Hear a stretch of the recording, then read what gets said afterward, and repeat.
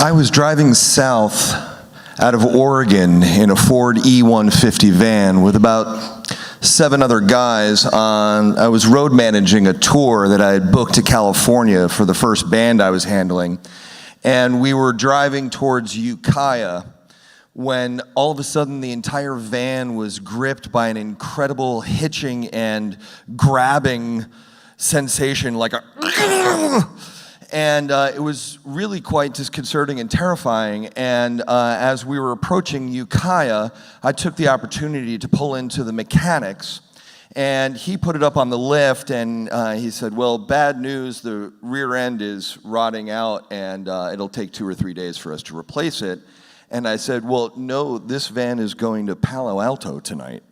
And he said, well, no, it shouldn't. I said, well, everyone get back in the van, and we started driving south again. And I don't know if you've driven south on the 101 out of Ukiah, but it is quite curvy and steep.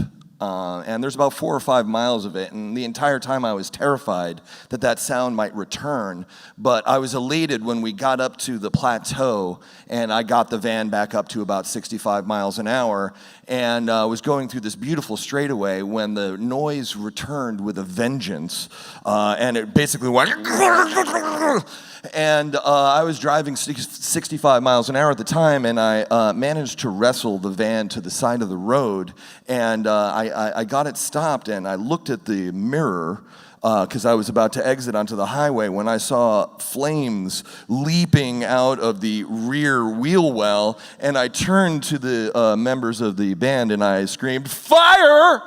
And everyone exited the van pretty quickly, and I was standing on the side of the highway when this gentleman came up pretty quickly in a pickup truck, and he slid to a halt, and he grabbed a fire extinguisher out, and he ran across the highway,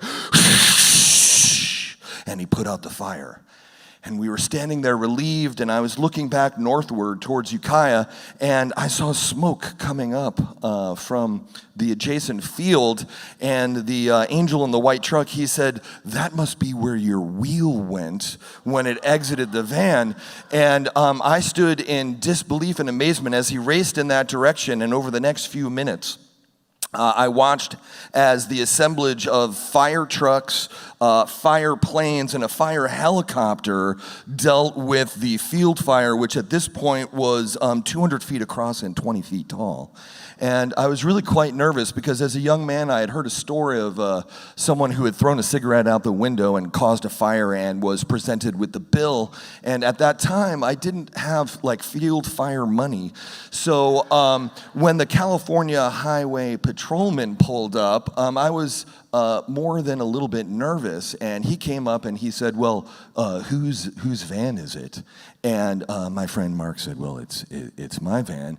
And then he said, well, who is driving? And I said, well, sir, I was driving, but I have to tell you that I don't necessarily feel responsible for what happened, which was a lie.